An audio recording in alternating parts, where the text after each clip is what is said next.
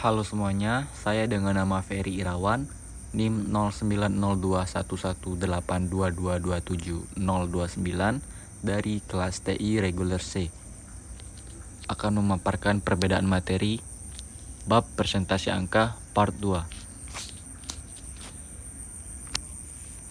Pada buku COA atau Computer Organization and Architecture menjelaskan sebuah sumber yang komprehensif dan terstruktur yang menjelaskan secara detail tentang bagaimana komputer dapat menyimpan dan memanipulasi angka serta karakter.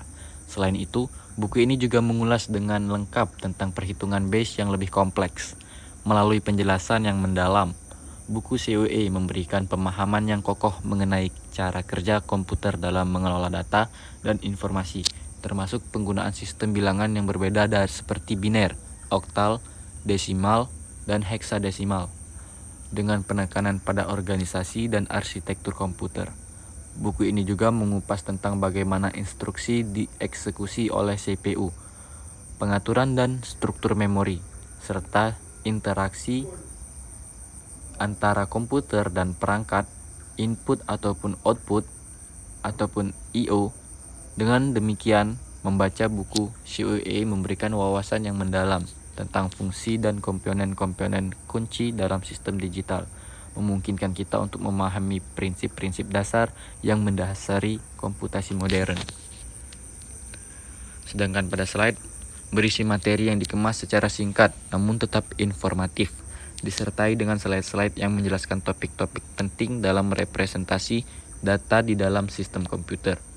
Dalam presentasi tersebut dijelaskan bahwa selain menggunakan base bilangan 2, 8, 10, dan 16, terdapat pilihan untuk menggunakan base lain yang dapat digunakan dalam sistem komputer. Selain itu, presentasi tersebut juga menyajikan perhitungan data yang lebih kompleks, memberikan pemahaman yang lebih mendalam tentang konsep-konsep tersebut, dengan menggunakan slide-slide yang jelas dan terstruktur presentasi.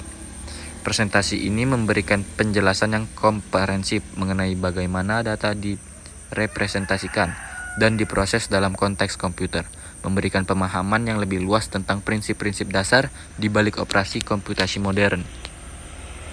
Sedangkan pada video YouTube memberikan pendekatan yang lebih visual dan interaktif dalam menggambarkan konsep-konsep dasar, seperti perhitungan bilangan biner, oktal, desimal, dan heksadesimal yang melibatkan kompleksitas permasalahan. Melalui presentasi langsung dalam video tersebut, penonton dapat melihat secara langsung bagaimana bilangan-bilangan tersebut dihitung dan diproses, termasuk solusi untuk masalah yang lebih kompleks. Dalam video tersebut, konsep-konsep tersebut dijelaskan dengan ilustrasi yang jelas dan penjelasan yang terstruktur, sehingga memudahkan pemahaman konsep-konsep tersebut.